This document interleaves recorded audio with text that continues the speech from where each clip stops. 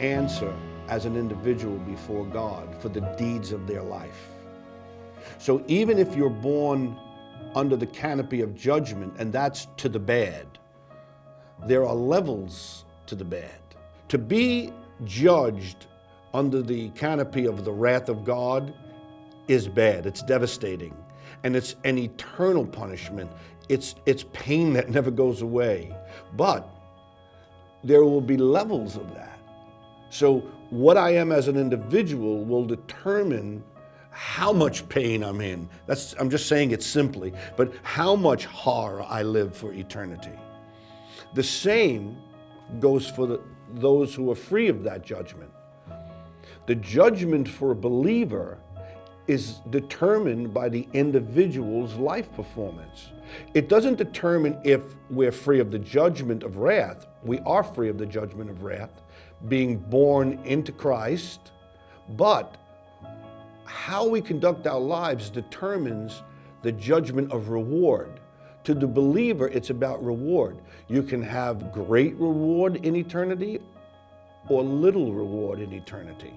Paul teaches it this way in 1 Corinthians 3. He says that the believer to take heed how we build upon the foundation of our salvation, because all of our lives ultimately will be judged to see whether we're wood, hay, or stubble, or we're gold, silver, or a precious stone. He said, whatever condition our life is, will be judged by fire. Fire will consume wood, hay, or stubble. But if you are a precious stone or silver or gold, fire will bring out the purity of it. So our objective as believers is how much reward will be in our judgment. Paul says if you follow a carnal lifestyle as a believer, you yourself will remain saved, but your reward will be burned up. If you follow a spiritual life as a believer, not only will you be saved, but you will have a great reward to go with it.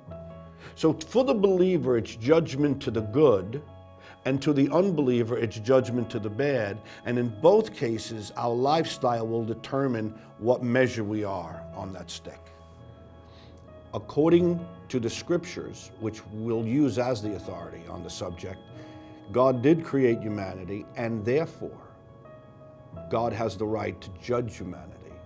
And not just mankind, there is another created being that will suffer great judgment, and those are the angels.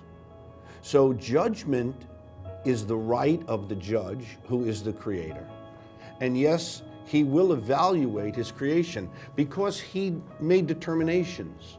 There are things that God expected from his creation. The ultimate thing he expected was obedience. And to violate that obedience will bring judgment. When we go back to the story of mankind, it begins in a garden where there was a disobedience. That disobedience by Adam and Eve brought to mankind a sustained judgment. There's a judgment on all men. It's not based on what you do or don't do. That judgment is based on the fact that you're born into the Adamic race. You're part of that family, and all that that family is identified with you.